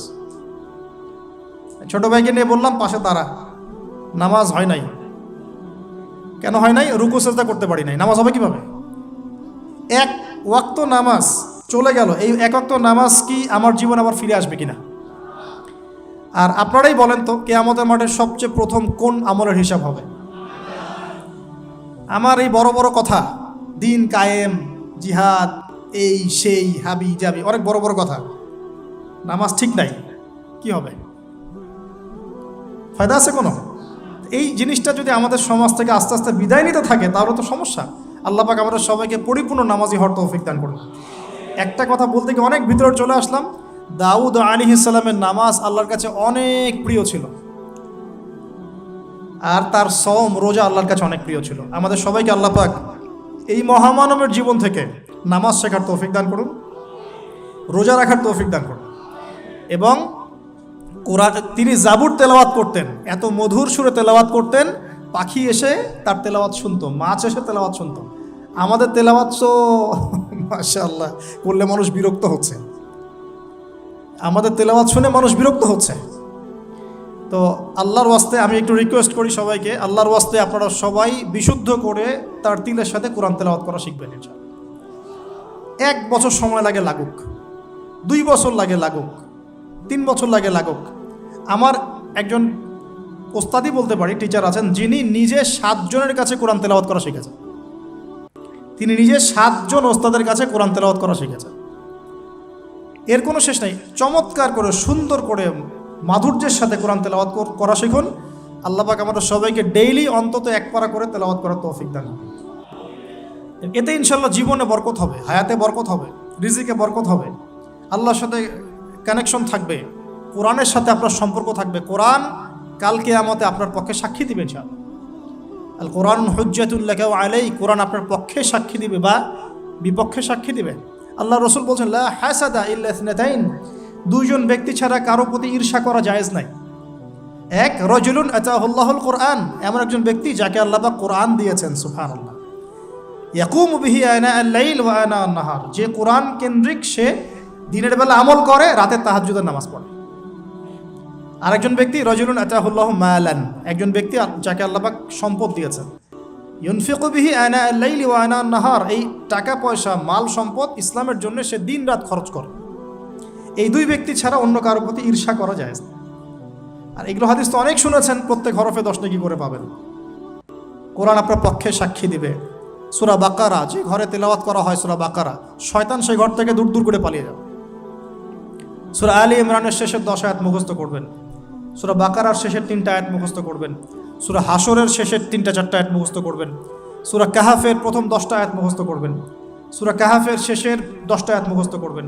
এরকম অনেকগুলো সূরা আছে, সূরা ফালাক, নাস, ইখলাস, সূরা ফালাক, নাস, ইখলাস, কাফিরুন ইত্যাদি। নামাজ শেষ করব? আচ্ছা, ওকে, আমি গুটিয়ে নিচ্ছি ইনশাল্লাহ। তো আমরা দাউদ আলাইহিস সালামের কথা শুনলাম, আরেকজন মহামানব। আর কয়েকজনের কথা জাস্ট সংক্ষিপ্ত করে টাচ করে শেষ করে দিচ্ছি। তার ছেলে সুলাইমান আলাইহিস সালাম, নাম শুনেছি তো? আল্লাহ পাক তাকে জিন জাতির উপর কর্তৃত্ব দিয়েছিলেন, বাতাসের উপর কর্তৃত্ব, তার আংটিতে, তার লাঠি, সিংহাসন, এক কথায় তাকে আল্লাহ পাক এত বড় রাজত্ব দিয়েছেন যেটা আল্লাহ পাক এর আগেও কাউকে দেন নাই, পরেও কাউকে দেন নাই। এখান থেকে আমরা শিখছি শক্তিশালী মুসলিম হওয়ার একটা নাসিহাত, শক্তিশালী মুসলিম হওয়া। তা আমাদের সবাইকে শক্তিশালী মুসলিম হওয়ার চেষ্টা করতে হবে, আল্লাহ পাক তৌফিক দান করুন। এই শক্তি গেইন করার চেষ্টা করতে হবে, আল্লাহ পাক তৌফিক দান করুন। দুর্বল মুমিনের চাইতে শক্তিশালী মুমিন আল্লাহর কাছে বেশি পছন্দের। এখানে ইসলামের শক্তি আমরা দেখতে পাচ্ছি। আরও সামনে যাই, পাতা উল্টাই, দেখবেন একজন অত্যন্ত অপূর্ব সুন্দর, আমাদের মুরাদ ভাইয়ের মতো অপূর্ব সুন্দর একজন মহামানবের কথা আছে, ইউসুফ আলাইহিস সালাম। আমরা সূরা ইউসুফ পড়তে শিখি নাই এখনো। আমরা সবাই মনে করি সূরা ইউসুফ মানে হচ্ছে ইউসুফ জুলাইখার প্রেম কাহিনী, আমরা এটাই মনে করি। সূরা ইউসুফকে আল্লাহ পাক সবচেয়ে শ্রেষ্ঠ উপন্যাস বলেছেন, আহসানুল কসাস, একটু গভীরভাবে পড়ে দেখবেন অর্থগুলো। এটা ইউসুফ জুলাইখার প্রেম কাহিনী নয়, এটা ইউসুফ আলাইহিস সালামের সাথে তার বাবার মহব্বতের কাহিনী। এটা পিতা আর সন্তানের মহব্বতের কাহিনী। এত মহব্বত যে সন্তান 20 বছর আগে হারিয়ে গেছে, যে সন্তান কূপ থেকে রাজপ্রাসাদে, রাজপ্রাসাদ থেকে জেলখানায়, জেলখানা থেকে আবার মিশরের গভর্নমেন্ট মানে পলিটিক্যাল পাওয়ার এসেছেন, বাবা কিন্তু এটা জানেন না। কিন্তু সন্তান যখন একটা জামা পাঠিয়ে দিয়েছে, জামা, এই কমিজটা নিয়ে যাও, আমার বাবার চোখে দিও, বাবা দৃষ্টি ফিরে পাবে। ওই কমিজ নিয়ে যখন কিছু মানুষ আসছে তার বাসার সামনে, তিনি বলছেন, ইন্নী লাআজিদু রিহা ইউসুফ, আমি আল্লাহর কসম ইউসুফের গন্ধ পাচ্ছি। এটা মারা বুঝতে পারবেন, সন্তানের গন্ধ পাওয়া যায়। বাবারা বুঝবো, সন্তান মায়েদের আমাদের ছেলে মেয়েদের গন্ধ আমরা বুঝি, এটা আমার ছেলের গন্ধ, এটা মেয়ের গন্ধ। ইউসুফ আলাইহিস সালামের কামিজ আসছে 1200 মাইল দূর থেকে, আরও বেশি বা কম হবে, আর এখানে তার বাবা গন্ধ পাচ্ছেন। মহব্বত, এই কথাটা, এই আয়াতটা আসলেই চোখ দিয়ে পানি বের হয়ে যাবে। ইন্নী লাআজিদু রিহা ইউসুফ, আমি ইউসুফের গন্ধ পাচ্ছি। আর মানুষ বলছে আপনি পাগল হয়ে গেছেন, কতদিন আগে ইউসুফ চলে গেল, আপনি ইউসুফের কথা বলতে বলতে বলতে বলতে চোখ অন্ধ করে ফেললেন কাঁদতে কাঁদতে, এখন বলছেন যে ইউসুফের গন্ধ পাচ্ছেন। সুবহানাল্লাহ। তো সূরা ইউসুফ পিতা আর সন্তানের প্রেম কাহিনী, মহব্বতের কাহিনী, ট্র্যাজেডি লাইফের। ভাইদের ষড়যন্ত্রে চলে গেলেন কূপে, কূপ থেকে রাজপ্রাসাদে, রাজপ্রাসাদ থেকে জেলখানায়। জেনার আহ্বান করছে তাকে, তিনি বলছেন মাআযাল্লাহ, আমি আল্লাহর কাছে আশ্রয় প্রার্থনা করছি। এখানে আমরা সূরা ইউসুফ পড়তে গিয়ে ইউসুফ আলাইহিস সালামের বাহ্যিক সৌন্দর্য নিয়ে কথা বলি, তার চরিত্র, তার বাহ্যিক সৌন্দর্য অনেক বেশি সুন্দর। সূরা ইউসুফ আলাইহিস সালামের এই যে জেনা থেকে মুক্ত থাকার শিক্ষা, এটা যদি আমাদের যুব সমাজ নিতে পারে, ইনশাআল্লাহ অর্ধেক কাজ হয়ে যাবে ইনশাআল্লাহ। কত পার্সেন্ট যুবক আছে বলেন দেখি, একটু অনেস্টলি বলেন, সূরা ইউসুফ আলাইহিস সালামের মতো এরকম তাকওয়া, পরহেজগারিতা, জেনা মুক্ত জীবন যেমন করতে পারে। আমরা তো আরো ইচ্ছা করে প্রেম করি, অ্যাফেয়ার করি, রেপ করি, এই করি সেই করি। আর তাকে অফার করা হচ্ছে সম্ভ্রান্ত পরিবারের একজন রাজার স্ত্রী। ক্বালাত হাইতা লাক ক্বালা মাআযাল্লাহ। তাহলে এই মহামানব জীবন থেকে শিক্ষা আছে। আরেকটা বিষয় আছে রুইয়াল হক, এখানে সত্য স্বপ্নের কথা আছে। তাই যারা বেশি পরহেজগার হবেন, আপনারা কিন্তু সত্য স্বপ্ন দেখবেন এবং স্বপ্নের সত্যতা ডিনাই করবেন না। শেষ জামানায় মুমিনের স্বপ্ন বেশি বেশি সত্য হবে। যদি সত্য স্বপ্ন দেখেন, ভালো স্বপ্ন দেখেন, প্রিয়জন কোনো প্রিয় মানুষকে বলবেন। যদি দুঃস্বপ্ন দেখেন, খারাপ স্বপ্ন দেখেন, কাউকে বলতে যাবেন না। এখানে পড়লে আপনি দেখবেন কাফেরের স্বপ্ন সত্যি হয়েছে। আরেকটা স্ট্র্যাটেজি আছে সূরা ইউসুফে, এর আগে একটা লেকচারে বলেছিলাম। ইউসুফ আলাইহিস সালাম এমন অর্থনৈতিক পরিকল্পনা গ্রহণ করেছিলেন যার ফলশ্রুতিতে মিশরের লক্ষ লক্ষ মানুষ দুর্ভিক্ষ থেকে বেঁচে গেছে। সুবহানাল্লাহ। তাহলে এখনকার আমাদের পারিবারিক ক্ষেত্রেই হোক, সোশ্যাল বা ওয়ার্ল্ড অ্যাফেয়ার্সই হোক, ওই ইকোনমিক পলিসি যদি লঞ্চ করা যায়, ইনশাআল্লাহ তাআলা দেখবেন জনগণ না খেয়ে মরবে না। আর এই কথাটা আমি সবাইকে বোঝাতে পারি, বাংলাদেশের মানুষকে বোঝাতে পারি না। কারণ ইউসুফ আলাইহিস সালাম এখানে 7 বছর মেয়াদি একটা পরিকল্পনা নিয়েছেন। অপচয় করো না, যতটুকুতে কাজ হয়ে যায় এতটুকু ব্যবহার করো, বাকিটা সেভ করো। দুর্ভিক্ষ সামনে আসছে, তখন ইনশাল্লাহ বেঁচে যাবে তোমরা। কে শোনাবে কার কথা? গিয়ে দেখেন এক একটা প্রকল্পের কী অবস্থা। অপচয়ে সবচেয়ে টপ জাতি বাঙালি জাতি এখন সারা ওয়ার্ল্ডের মধ্যে। পানি অপচয়, গ্যাস অপচয়, তেল অপচয়, বাদ দেন, এ বলতে গেলে অনেক সময় চলে যাবে। তাহলে সূরা ইউসুফ থেকে আমরা শিখলাম কি? রুইয়াল হক, সত্য স্বপ্ন, ক্যারেক্টার। আমরা শিখলাম এখানে চরিত্র পবিত্র রাখার ব্যাপার। শিখলাম পারিবারিক বাবা সন্তানের মহব্বত। এক্সট্রাঅর্ডিনারি মুসলিম হতে হলে এগুলো দরকার আছে। একটু সামনে যান, একজন ব্যক্তির নাম বলছি ইউনুস আলাইহিস সালাম, নাম শুনেছেন কিনা? আমরা সবাই জানি তিনি মাছের পেটে ছিলেন। কেন ছিলেন এটা অনেকে জানি না। কেন তিনি, কেন আল্লাহ পাক কেন তাকে মাছের পেটে পরীক্ষা করলেন? কারণটা আমি বলছি, সূরা আম্বিয়া পড়ে দেখবেন। তিনি যখন দাওয়াত দিচ্ছিলেন কওমকে, কওমের অনেকেই দাওয়াতটা রিসিভ করছিল না। একটু রাগান্বিত হয়েছেন তিনি, সামান্য একটু রাগান্বিত। আমরা হয়ে যাই না এখন? আরে কতদিন থেকে দাওয়াত দিই, মানুষ কথাই শোনে না। এক ভাই বলছেন, বড় আলেম, কয়েকদিন আগে আমি দেখা করে আসছি, বলছেন যে আমি ভাই এই বাংলাদেশ সম্পর্কে হতাশ হয়ে গেছি, আর মনে হয় না এখানে কোনো কাজ হবে। তো ইউনুস আলাইহিস সালাম একটু রাগান্বিত হয়ে ব্যাকওয়ার্ডে এসেছেন, আল্লাহ রাব্বুল আলামিন ধরে ফেলেছেন। তোমাকে তো আমি এই দায়িত্ব দিয়েছি জাস্ট আমার তাওহীদ প্রচার করার জন্য, কবুল কে করলো করলো না দেখার দরকার নাই। আল্লাহ পাক তাকে ওই পরীক্ষায় ফেলেছেন, 3 দিন 3 রাত মাছের পেটে। তখন তিনি কি দোয়া করছেন? লা ইলাহা ইল্লা আনতা সুবহানাকা ইন্নী কুনতু মিনাজ জালিমিন। আল্লাহ পাক বলছেন সূরা সফফাতের মধ্যে, তিনি যদি এই দোয়াটা না পড়তেন, লা লাবিসা ফি বাতনিহি ইলা ইয়াউমি ইউবআসুন, কিয়ামত পর্যন্ত তিনি মাছের পেটে থাকতেন। নাউজুবিল্লাহ। তাহলে এখান থেকে আমরা শিখলাম জীবনে অনেক চড়াই উতরাই আসবে, সবর করতে হবে, দাওয়াতের মেহনতে সবর করতে হবে। মানুষ কবুল করলো করলো না দেখার দরকার নাই, আমি আমার গতিতে দাওয়াত দিতে থাকবো। আর বিপদ আপদ যদি চলে আসে, দোয়া ইউনুস পড়বো, বলবো লা ইলাহা ইল্লা আনতা সুবহানাকা ইন্নী কুনতু মিনাজ জালিমিন। আল্লাহ পাক যে কোনো বিপদ দূর করে দিবেন ইনশাআল্লাহ। সাক্ষাৎ মৌত থেকে আল্লাহ পাক এই দোয়া পড়লে বাঁচাতে পারেন। এটা কি মৃত্যুর মুখোমুখি ছিলেন না মাছের পেটের মধ্যে? ওখানে কিন্তু মাছ যখন বমি করে দিয়ে গেছে তীরে, তখন সেখানে লাউ গাছ উৎপন্ন করা হয়েছে, লাউ গাছ। তো এটাতে আপনারা বুঝে ফেলেন যে এর সাথে কি সম্পর্ক আছে। তো ইউনুস আলাইহিস সালামের জীবন থেকে শিক্ষা কি? এই দোয়া পড়বো, লা ইলাহা ইল্লা আনতা সুবহানাকা ইন্নী কুনতু মিনাজ জালিমিন। আরেকজন নবীর নাম আইয়ুব, মহামানব, অনেক দিন অসুস্থ, মনে আছে? দীর্ঘদিন অসুস্থ। এখানে একটা কথা বলে লোভ সামলাতে পারছি না, সালাত আমরা একসাথে পড়বো ইনশাআল্লাহ। আচ্ছা, সেটা হচ্ছে আইয়ুব আলাইহিস সালাম কখন এই দোয়া করেছেন? রব্বি আন্নী মাসানিয়া দুররু ওয়া আনতা আরহামুর রাহিমিন।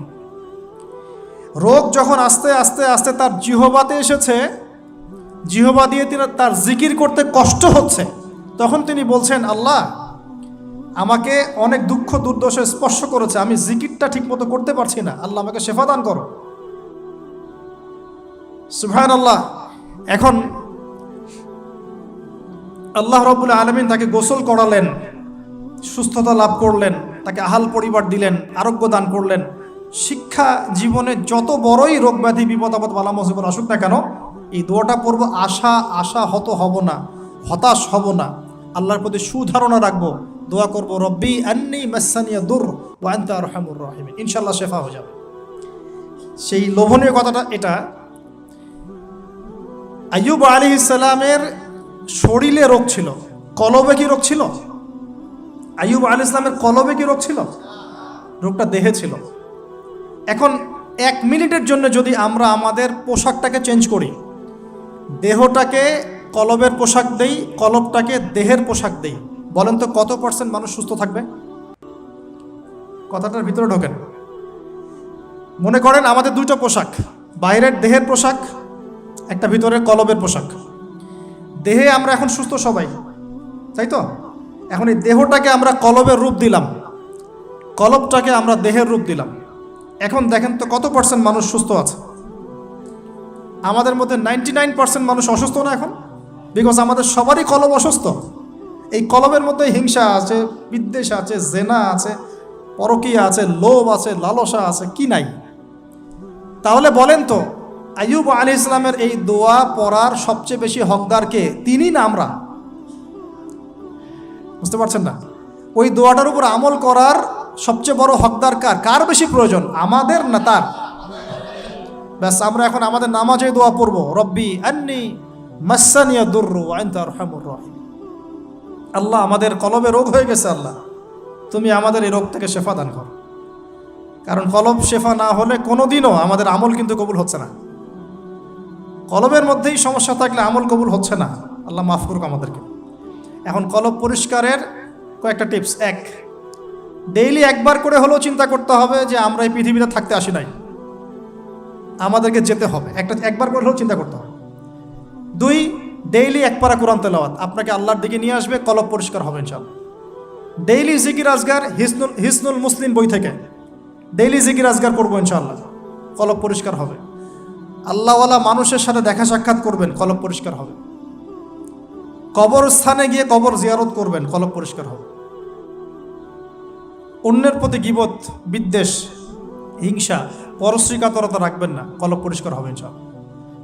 সবচেয়ে বড় কথা, সেজদায় যারা বেশি বেশি দোয়া করতে পারে তাদের অন্তর পরিষ্কার হয়ে যাবে ইনশাআল্লাহ।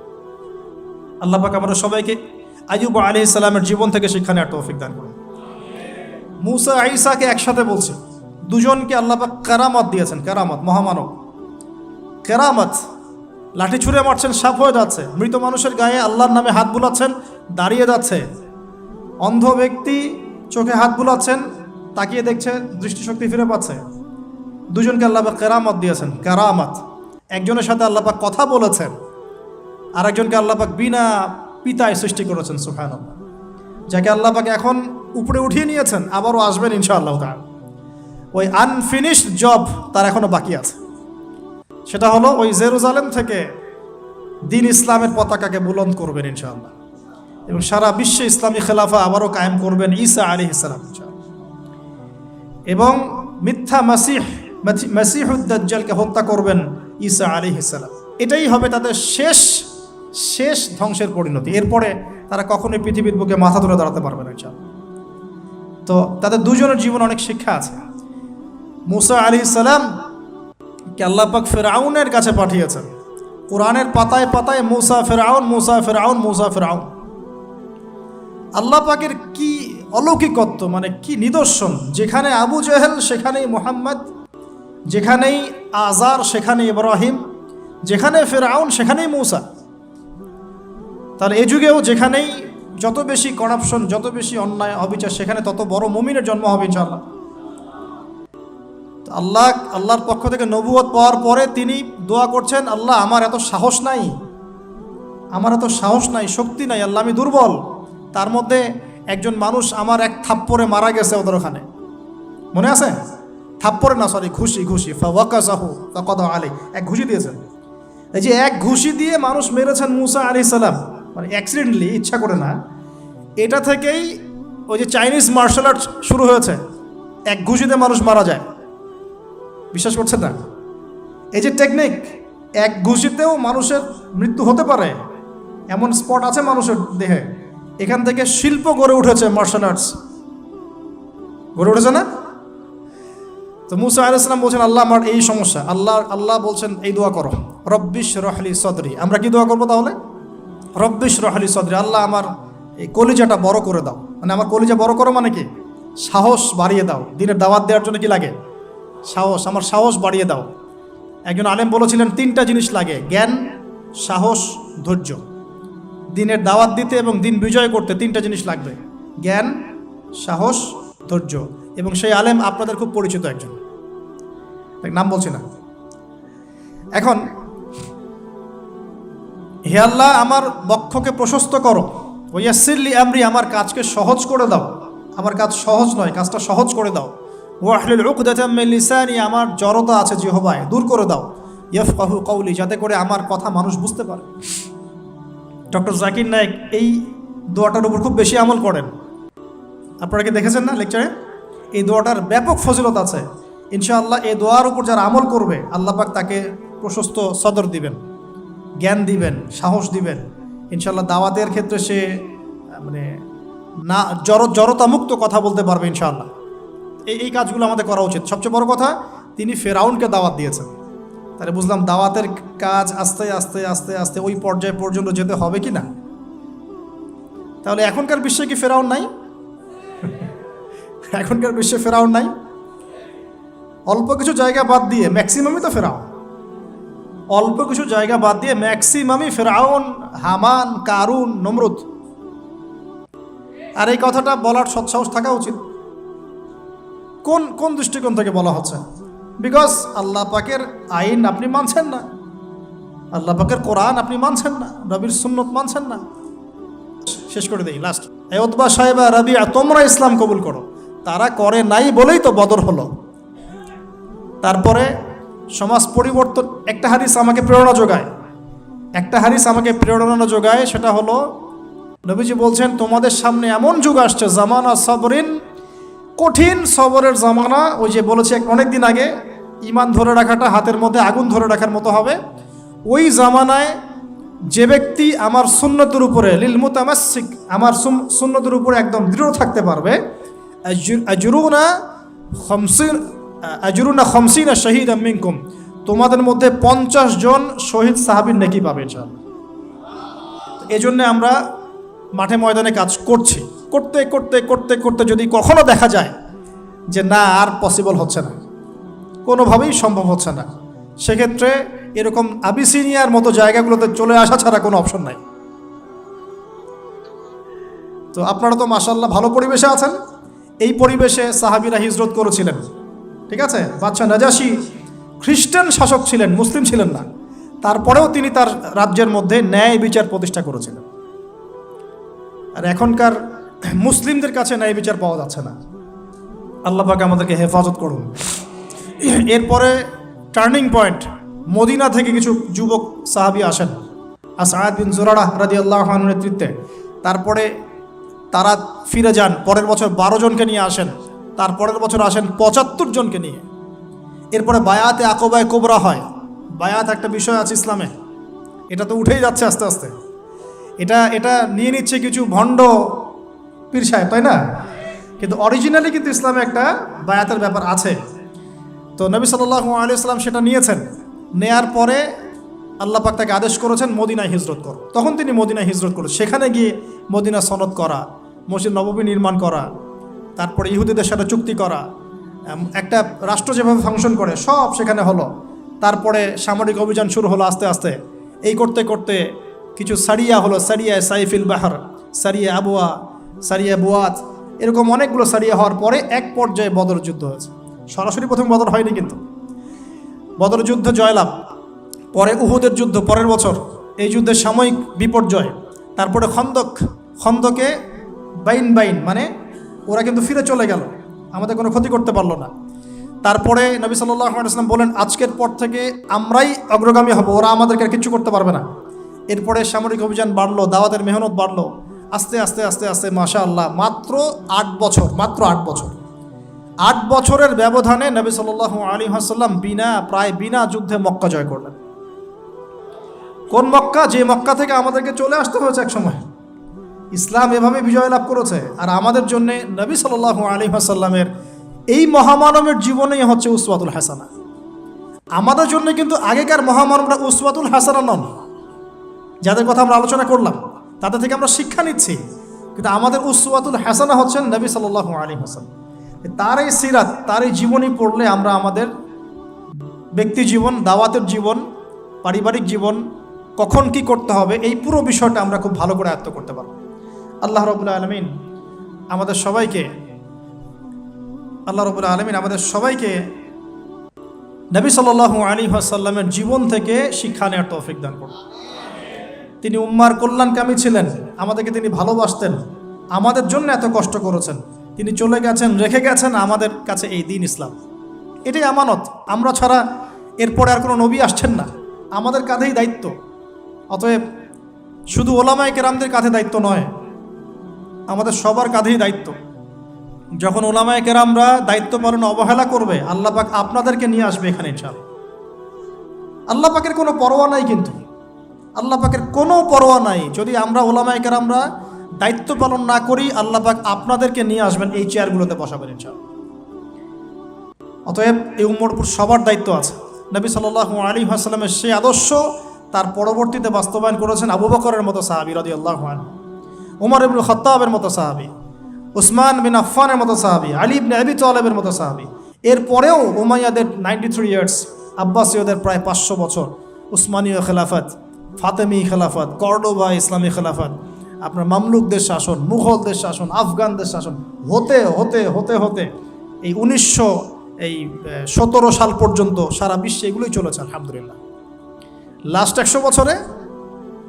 100 বছরে মাশাআল্লাহ আমরা আমাদের ট্র্যাক হারিয়ে ফেলেছি। কি করলাম? আমরা ঈমান থেকে সরে আসলাম, তাকওয়া থেকে সরে আসলাম, হারাম খাওয়া শুরু করলাম, জেনা করা শুরু করলাম, দ্বীনি ইলম অর্জনের চেষ্টা করলাম না, পর্দার বিধান কায়েম করলাম না, দাওয়াতের মেহনত করলাম না, ইসলাম প্রতিষ্ঠার কোনো জজবা রাখলাম না, ইত্যাদি করতে করতে আমাদের উপরে তারা চেপে বসে গেল। আজকে এখন পর্যন্ত এই অবস্থাতেই আছে। এখন আমরা কি চাই এই অবস্থাতেই কিয়ামত হোক, নাকি আগামী ইসলামের যে বিজয়গুলো আসবে সেখানে আমরাও কিছু ভূমিকা রাখি? যদি ভূমিকা রাখতে চাই যার যার জায়গা থেকে, জাস্ট এই কয়টা কাজ আমরা একটু করার চেষ্টা করি, আল্লাহ পাক তৌফিক দান করুন। এক, পুরো কোরআনটা পড়বো ইনশাআল্লাহ। 2, হাদিসের কিতাবগুলো মোতাআলা করবো ইনশাআল্লাহ। 3, আমরা যা জানবো ইমিডিয়েট আমল করার চেষ্টা করবো ইনশাআল্লাহ। এই জামানার আবু বকর ওমর হতে হবে আমাদেরকে, এই জামানার আবু বকর ওমর হতে হবে আমাদেরকে। দেখেন, ওনারা যদি এই জামানায় থাকতেন তাহলে কি ওই ভাষায় কথা বলতেন না এই ভাষায় কথা বলতেন? তো এই জামানার আবু বকর ওমররা হবে স্মার্ট, বিচক্ষণ, মুত্তাকি, পরহেজগার, দিনী ইলম অর্জন করবে, তারা দিনের জন্য ডেডিকেটেড থাকবে। আল্লাহ পাক আমাদের সবাইকে কবুল করুন, আমিন। প্রয়োজন 4 নাম্বার, আমাদের আদর্শ পরিবার, পারিবারিক মূল্যবোধে কোনো ছাড় দিব না ইনশাআল্লাহ। 5 নাম্বার, আমাদের সন্তান, এই যে ছোটো ছোটো বাচ্চারা যারা আছে, বাচ্চাদেরকে ডিনামাইট করে গড়ে তুলবেন ইনশাআল্লাহ তাআলা। বাচ্চাদেরকে একবারে ডিনামাইট, মানে জেনারেল নলেজ, ইসলামিক নলেজ, প্রত্যেকটা ডিপার্টমেন্ট যেন ওদের স্ট্রং থাকে ইনশাআল্লাহ। এবং ছোটোবেলা থেকেই ওদেরকে নামাজ, ইসলামিক নীতি নৈতিকতা, মূল্যবোধ দিয়ে বড় করবেন ইনশাআল্লাহ। আল্লাহ তৌফিক দান করুন। আরও প্রয়োজন হচ্ছে হালাল খাওয়া। আলহামদুলিল্লাহ, এটাতে আমরা চেষ্টা করছি, আল্লাহ পাক বরকত দান করুন। আর কি দরকার হবে? উম্মার ঐক্যের চেষ্টা করা, উম্মার ঐক্যের চেষ্টা করা, কোনো বিভক্তি না বাড়ানো। এমনিতেই মাশাআল্লাহ 70,000 দলে বিভক্ত আছে, 73 দল বলে তো হাদিসে। আমরা গুনে দেখেছি, মনে হয় 73,000 দল আছে। যারা বলে আমরা কোনো দলাদলিতেই নাই, ওদের মধ্যেও 5টা দল হয়ে গেছে। ওটা হচ্ছে সহি ক একটা, সহি খ একটা, সহি গ একটা, সহি খ। এখানে আবার বিভিন্নভাবে ফেরকাবাজি শুরু হয়ে গেছে, এক একজনের আমির এক একজন। এগুলো হলো না কিছু। হ্যাঁ, আমাদের মধ্যে ইজতিহাদি পার্থক্য থাকতে পারে, মত পার্থক্য থাকতে পারে, মাযহাবগত মত পার্থক্য থাকতে পারে, কোনো প্রবলেম নাই। তারপরেও আমরা এক থাকবো ইনশাআল্লাহ। আমার এই ভাই শাফিঈ মাযহাব ফলো করেন, আমি হানাফি মাযহাব ফলো করি, কোনো সমস্যা নাই। সে আমার ভাই, আমি তার ভাই। আমার ওই ভাই হাম্বলি মাযহাব ফলো করেন, আমি হানাফি ফিকহ ফলো করি, ইনশাআল্লাহ কোনো সমস্যা নাই, আমরা ভাই ভাই। সে তার ইজতিহাদ আল্লাহর কাছে আজর নেবে, আমি আমার ইজতিহাদ নিয়ে আল্লাহর কাছে আজর নেব ইনশাআল্লাহ। মতভেদ থাকতে পারে, কি বলবো, যে মতভেদ থাকবে, তার উপরে মতানৈক্য হবে, মতানৈক্যের উপরে, ভুল বললাম মনে হয়, মতভেদের উপরেও মতানৈক্য হবে ইনশাআল্লাহ। এটার একটা বই আছে, উম্মতের বিভক্তির কারণ এবং সমাধানের উপায়। তো এখান থেকে আমি পেয়েছি, মতবিরোধ থাকবে, তার উপরেই আমরা মতানৈক্য রাখবো ইনশাআল্লাহ, ঐক্যবদ্ধ হব ইনশাআল্লাহ। এটা ইসলামের সৌন্দর্য। আল্লাহ পাক তৌফিক দান করুন। আর 2-3টা পয়েন্ট হচ্ছে, আমরা ফিজিক্যালি ফিট থাকার চেষ্টা করবো ইনশাআল্লাহ। হালাল খাওয়ার কথা বলেছি, এবং ফুডের ব্যাপারে সচেতন থাকবেন।